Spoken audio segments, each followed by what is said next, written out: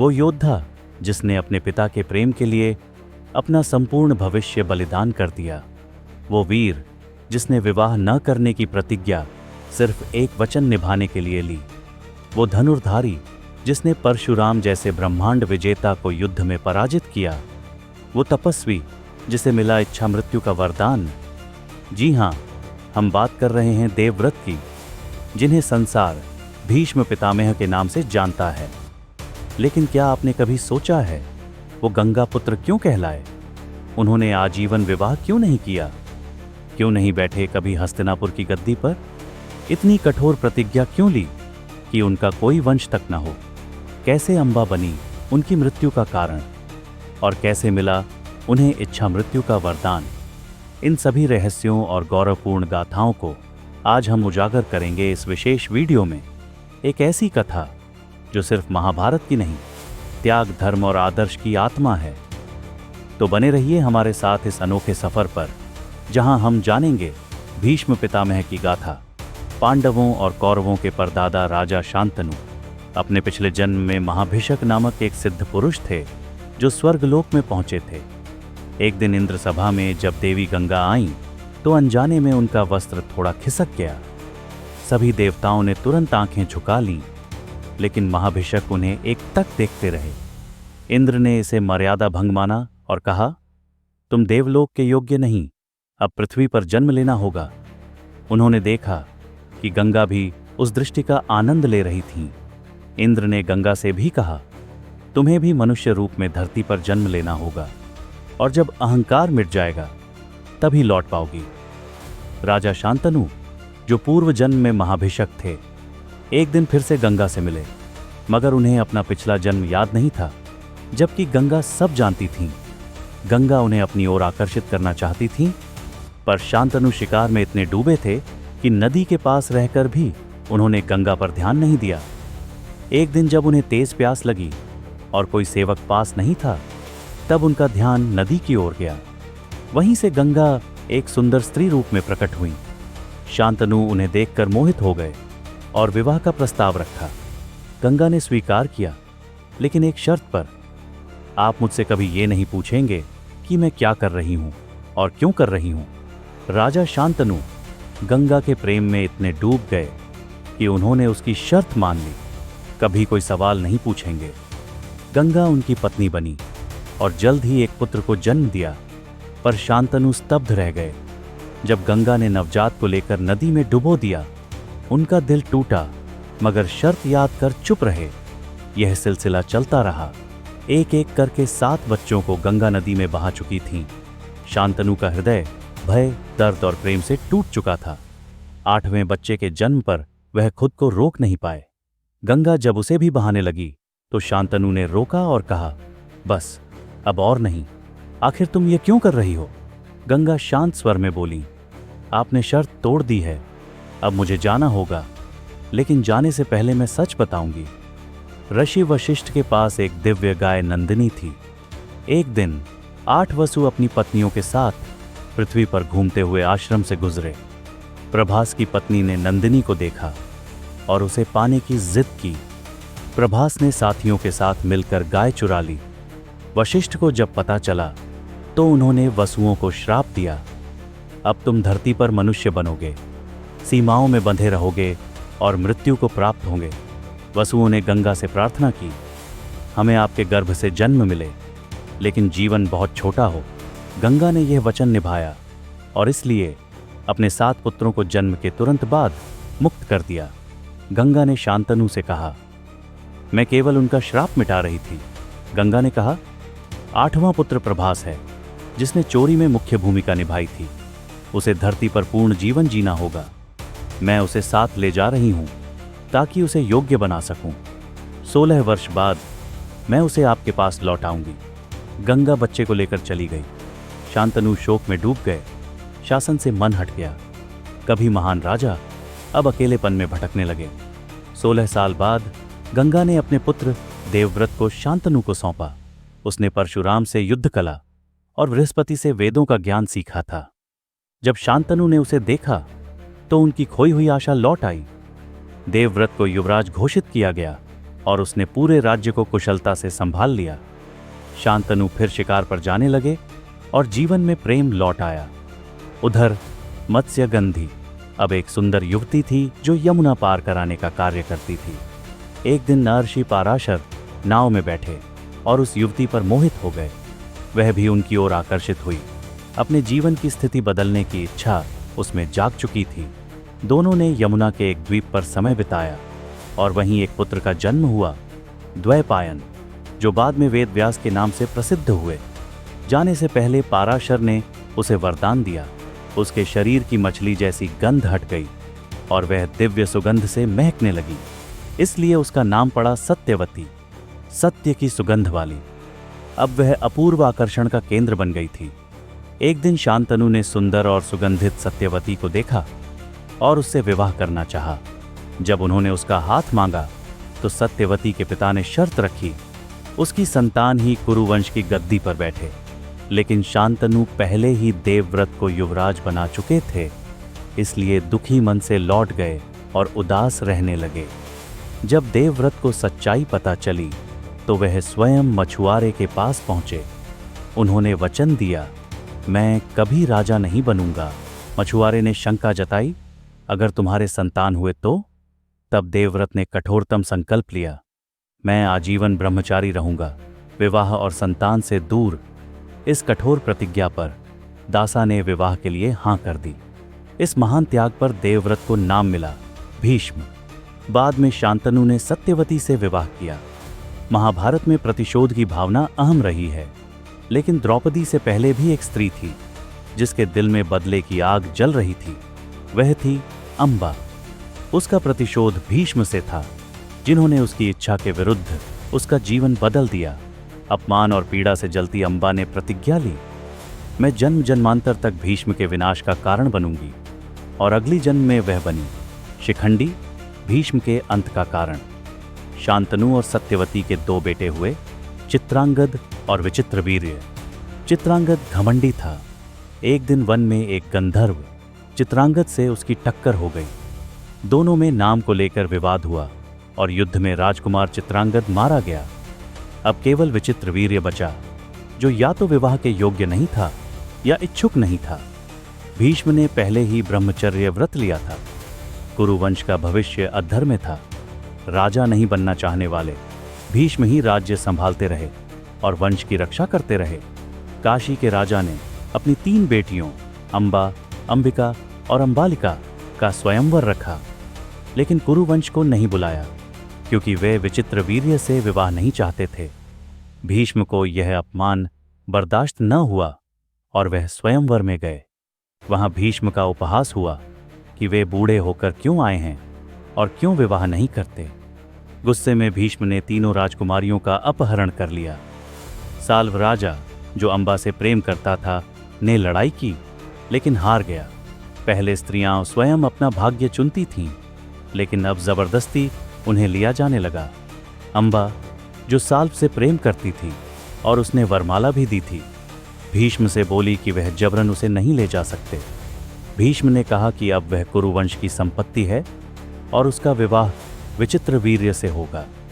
लेकिन विचित्रवीर्य ने अंबा को इसलिए ठुकरा दिया क्योंकि उसने पहले ही किसी और को चुना था।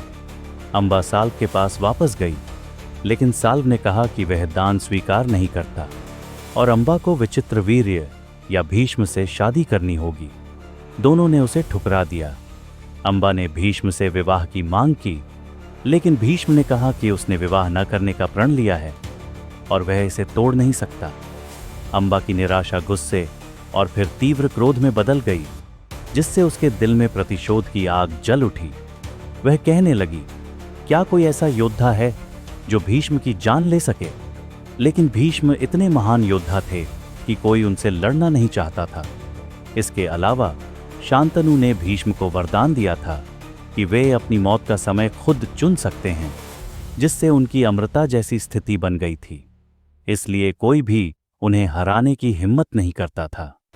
अंबा हिमालय पर तपस्या करने लगी और कार्तिकेय से भीष्म का वध करने की प्रार्थना की। लेकिन कार्तिकेय ने कहा, मैंने हिंसा छोड़ दी है। वे कर्नाटक के कुमार पर्वत पर चले गए और वहीं अपनी तलवार त्याग दी। फिर उन्होंने अंबा को कमल की माला दी और कहा, जो भी इस माला को पहनेगा वही भीष्म को मार सकता है। अंबा ने कमल की माला लेकर भीष्म को मारने वाला कोई खोजा, लेकिन कोई तैयार नहीं था। फिर वह परशुराम के पास गई, जिन्होंने भीष्म को तीरंदाजी सिखाई थी। परशुराम ने भीष्म को बुलाकर कहा, तुम अंबा से विवाह करो। पर भीष्म ने अपने वचन की कसम खाकर इनकार कर दिया। परशुराम बहुत आज्ञाकारी और क्रोधी थे। जब उन्होंने देखा कि भीष्म उनकी आज्ञा नहीं मान रहे तो वे नाराज हुए। दोनों के बीच लंबा युद्ध हुआ, लेकिन कोई जीत नहीं पाया। अंत में परशुराम ने कहा, भीष्म को मारने के लिए तुम्हें किसी और की तलाश करनी होगी। अंबा माला लेकर द्रुपद के पास गई और उससे भीष्म को मारने को कहा, लेकिन द्रुपद माला छूने से डरता था और मिलने से मना कर दिया। निराश होकर अंबा ने माला द्रुपद के महल के स्तंभ पर टांग दी। द्रुपद माला की पूजा करता पर उससे दूर रहता। फिर अंबा हिमालय जाकर तपस्या करने लगी। शिव उसके सामने आए और बोले, तुम खुद भीष्म को मारो। अंबा बोली, मैं स्त्री हूं, वह महान योद्धा हैं, कैसे मार पाऊंगी। शिव ने वरदान दिया कि अगले जन्म में वह भीष्म को मार सकेगी और बदले का आनंद लेगी। अंबा ने शरीर त्याग दिया और वह वापस भी आई। महादेव के वरदान से अंबा का पुनर्जन्म राजा द्रुपद की कन्या के रूप में हुआ। बड़े होने पर उसने अपने पिछले जन्म की माला पहन ली। द्रुपद डर गए और उसे घर से निकाल दिया, लेकिन शिखंडी पुराने जन्म की याद के साथ बिना घबराए वन में तपस्या करने लगी और तब से पुरुष बन गई। राजा विचित्रवीर्य ने 7 साल राज्य किया, लेकिन शारीरिक कमजोरी से स्वर्ग से धार गए। सत्यवती के पास अब कोई संतान नहीं बची थी, तो उन्होंने भीष्म से राज्य संभालने को कहा, लेकिन भीष्म ने मना कर दिया। अंबिका और अंबालिका को महर्षि व्यास ने पुत्र दिए। अंबिका का पुत्र धृतराष्ट्र अंधा था, जबकि अंबालिका का पुत्र पांडु राजा बना। पांडु की जल्दी मृत्यु हो गई। तब धृतराष्ट्र ने राज्य संभाला। धृतराष्ट्र की पत्नी गांधारी के 100 पुत्र थे, जिन्हें कौरव कहा गया। पांडु की 2 रानियों कुंती और माद्री के 5 पुत्र थे, जिन्हें पांडव कहा गया। कौरव और पांडव बचपन से ही विरोधी थे। पांडव हथियारों में बेहतर थे और राज्य के उत्तराधिकार को लेकर विवाद था। धृतराष्ट्र, जो अंधे थे, ने पांडवों को इंद्रप्रस्थ भेज दिया। पांडवों ने वहां नई राजधानी बनाकर राजसूय यज्ञ किया, जिससे उनकी कीर्ति बढ़ी और कौरवों की ईर्ष्या बढ़ी। भीष्म ने कई बार दुर्योधन को समझाया, पर वह नहीं माना। दुर्योधन ने जुए में पांडवों की सारी संपत्ति जीती और द्रौपदी को सभा में निर्वस्त्र करने की कोशिश की, जिसमें भीष्म चुप रहे। भीष्म ने खुद को अर्थ का दास कहकर यह अन्याय सहा, जो उनके लिए बहुत कलंकित था। अंत में श्री कृष्ण जैसे समझदार राजनीतिज्ञों के प्रयासों के बाद भी कौरव और पांडवों के बीच युद्ध टल नहीं सका। दोनों पक्ष युद्ध के लिए तैयार हो गए। भीष्म, जो कौरव और पांडव दोनों के दादा और पितामह थे, उम्र में बूढ़े जरूर थे, लेकिन ब्रह्मचारी जीवन के कारण वे बेहद शक्तिशाली और कुशल योद्धा थे। जब युद्ध के लिए सेनापति चुनना था, तो द्रोणाचार्य, कृपाचार्य और अन्य ने भीष्म पितामह को सेनापति बनाने की सलाह दी। दुर्योधन ने भी इसे स्वीकार किया। भीष्म ने सेनापति बनने की स्वीकृति देते हुए कहा, मैं कौरव और पांडव दोनों को समान मानता हूं, लेकिन अपने कर्तव्य निभाऊंगा। मैं पांडवों में से किसी को जान से नहीं मरूंगा। उन्होंने दुर्योधन से कर्ण से भी सलाह लेने को कहा। जब कर्ण को यह पता चला, तो उसने दुर्योधन से कहा कि वह भीष्म के अधीन युद्ध नहीं करेगा। वह तभी युद्ध में शामिल होगा जब भीष्म मरे या सेनापति पद से हटें। साथ ही कर्ण ने शर्त रखी कि वह केवल अर्जुन को ही मारेगा, बाकी पांडवों को नहीं। भीष्म पितामह के नेतृत्व में कौरव सेना कुरुक्षेत्र युद्ध भूमि में समुद्र की लहरों की तरह आगे बढ़ रही थी। अब बात आती है 10वें दिन की, जब शिखंडी कारण बनी और भीष्म पितामह की मृत्यु हुई। 10वें दिन पांडवों ने एक रणनीति अपनाई। उन्होंने शिखंडी को सबसे आगे रखा और उसके पीछे अर्जुन का रथ था।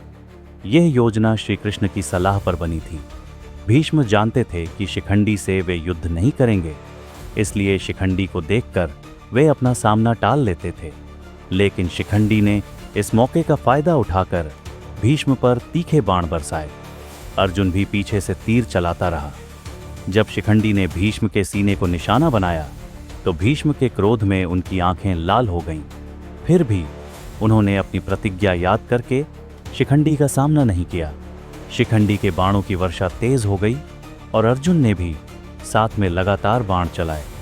भीष्म शांत बने रहे, लेकिन जब अर्जुन ने उनके कवच को तोड़ दिया तब भीष्म ने अर्जुन को रोकने के लिए अस्त्र चलाया, लेकिन अर्जुन ने उसे बीच में ही रोक दिया। उस समय भीष्म को लगा कि आज उनका अंतिम युद्ध है। जब वे रथ से उतरने ही वाले थे, अर्जुन के बाणों ने उनकी ढाल को तोड़ दिया और शरीर छलनी कर दिया। इतने घावों के कारण भीष्म सिर के बल रथ से नीचे गिरे। भीष्म के गिरते ही पांडव सेना ने जोर से जयकारा किया, जबकि कौरवों में हड़कंप मच गया। भीष्म गिर गए, लेकिन उनका शरीर जमीन से छू नहीं रहा था, क्योंकि उनके शरीर में लगे बाणों ने उन्हें ऊपर उठाए रखा था। उनके शरीर से तेज प्रकाश फैल रहा था। भीष्म पितामह, जो कौरव और पांडव दोनों के परदादा थे, के गिरते ही युद्ध रुक गया। दोनों पक्षों के सभी प्रमुख उनके पास इकट्ठे हो गए। सभी ने सिर झुकाकर हाथ जोड़े उनके चरणों में खड़े हो गए। भीष्म ने कहा, मेरा सिर लटक कर थक गया है, नीचे कोई सहारा दे दो। उन्होंने अर्जुन से कहा, जिसने तीर का बाण निकालकर भीष्म के सिर के नीचे सहारा दिया। भीष्म बोले, मैं अभी शरीर त्यागना नहीं चाहता। अभी सूर्य दक्षिणायन में है, जब उत्तरायण होगा तभी मैं प्राण त्यागूंगा। जो भी आप में से जीवित बचेंगे वे मुझे उस दिन जरूर देखेंगे। इसके बाद भीष्म ने अर्जुन से कहा, मुझे प्यास लगी है, थोड़ा पानी पिला दो। अर्जुन ने तुरंत भीष्म के दाहिने ओर जमीन पर एक बाण मारा। उसी जगह से ठंडी जलधारा फूट पड़ी। भीष्म ने उस जल से अपनी प्यास बुझाई। भीष्म ने पास खड़े दुर्योधन से कहा, बेटा दुर्योधन, तुमने देखा अर्जुन ने मेरी प्यास कैसे बुझाई। क्या अर्जुन जैसा योद्धा किसी और में है? अर्जुन जैसा वीर पूरे संसार में दूसरा नहीं है। अभी भी समय है, संधि कर लो और सब मिलकर सुखी जीवन बिताओ। पर दुर्योधन को भीष्म की ये बातें कड़वी लगीं। वह चुपचाप वहां से चला गया। जब कर्ण को खबर मिली कि पितामह भीष्म घायल होकर रणभूमि में पड़े हैं, वह तुरंत उनके पास पहुंचा। प्रणाम करके बोला, पितामह, आज तक मैं नहीं समझ पाया कि आप मुझसे इतनी घृणा क्यों करते रहे। भीष्म ने कर्ण की ओर देखा, सिर पर हाथ रखकर कहा, कर्ण, तुम नहीं जानते कि वास्तव में तुम कौन हो। तुम सूत पुत्र नहीं, बल्कि कुंती के सबसे बड़े पुत्र हो। यह मुझे देवर्षि नारद ने बताया था। मैं तुमसे कभी घृणा नहीं करता था। तुम दुर्योधन की मित्रता के कारण पांडवों के शत्रु बने, मुझे यह अनुचित लगा। तुम्हारी दानवीरता और शूरवीरता की मैं प्रशंसा करता हूं। मेरी इच्छा है कि तुम्हारी पांडवों के साथ मित्रता हो। कर्ण ने कहा, मैं जानता हूं कि मैं कुंती का पुत्र हूं, फिर भी दुर्योधन ने मुझे सम्मान दिया है, इसलिए मेरा कर्तव्य है कि मैं उसका साथ दूं। इस संकट की घड़ी में दुर्योधन का साथ छोड़ना मेरा पाप होगा। यह मित्र के प्रति विश्वासघात होगा। जो भी मैंने आपके प्रति किया उसके लिए क्षमा चाहता हूं। भीष्म ने उत्तर दिया, तुम अपनी मर्जी से जो सही समझो करो, लेकिन ध्यान रखना कि जीत हमेशा धर्म की होती है। 18 दिन के भीषण युद्ध के बाद पांडवों को विजय मिली। सभी कौरव योद्धा युद्ध में मारे गए। शासन की बागडोर संभालने से पहले युधिष्ठिर शैया पर पड़े भीष्म पितामह के पास गए। युधिष्ठिर के प्रश्नों पर भीष्म ने राजनीति के कई महत्वपूर्ण सूत्र और ज्ञान उन्हें समझाए। सूर्य के उत्तरायण होने पर भीष्म ने अपनी इच्छा से शरीर का त्याग किया। भीष्म पितामह का जीवन केवल एक योद्धा की कहानी नहीं है, वो एक आदर्श पुत्र, निष्कलंक त्यागी और धर्म के प्रतीक थे। उनके जैसे व्यक्तित्व युगों में एक बार जन्म लेते हैं और युगों तक प्रेरणा देते हैं। उन्होंने बताया कि शक्ति केवल शस्त्रों में नहीं होती, बल्कि वचन, त्याग और धर्म में भी अपार शक्ति होती है। भीष्म का जीवन हमें सिखाता है कि कभी कभी मौन तप और संकल्प सबसे बड़ा शौर्य होता है।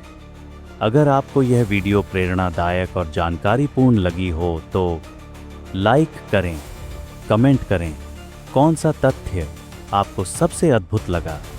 और ऐसे ही धर्म, इतिहास और संस्कृति की कहानियों के लिए चैनल को सब्सक्राइब करना न भूलें।